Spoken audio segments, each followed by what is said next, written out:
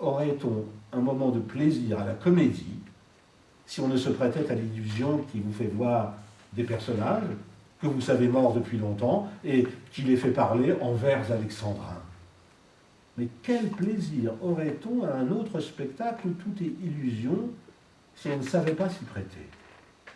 Assurément, il y aurait bien à perdre. Et ceux qui n'ont à l'opéra que le plaisir de la musique et des danses, y ont un plaisir bien décharné et bien au-dessous de celui que donne l'ensemble de ce spectacle enchanteur. J'ai cité les spectacles, parce que l'illusion y est plus aisée à sentir. Elle se mêle à tous les plaisirs de notre vie, et elle en est la vertu. On dira peut-être qu'elle ne dépend pas de nous, et cela n'est que trop vrai, jusqu'à un certain point. On ne peut se donner des illusions, de même qu'on ne peut se donner des goûts ni des passions. Mais on peut conserver les illusions qu'on a. On peut ne pas chercher à les détruire.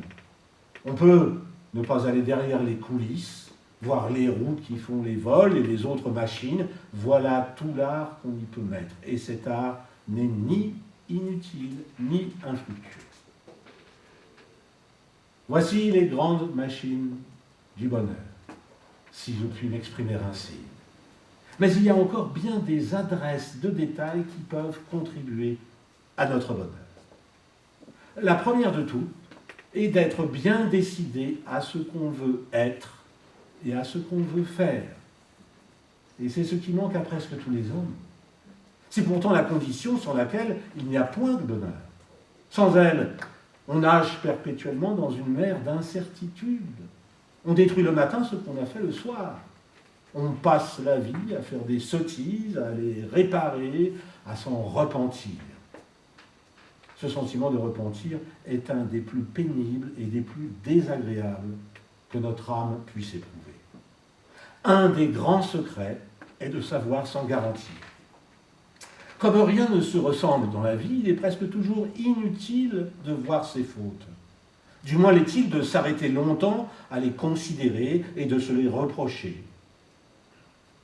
C'est nous couvrir de confusion à nos propres yeux, sans aucun profit. Il faut partir d'où l'on est. Employer toute la sagacité de son esprit à réparer et à trouver les moyens de réparer. Mais il ne faut point regarder au talon, et il faut toujours écarter de son esprit le souvenir de ses fautes. Quand on en a tiré dans une première vue le fruit qu'on en peut attendre, écarter les idées tristes et leur en substituer d'agréables, c'est encore un des grands ressorts du bonheur.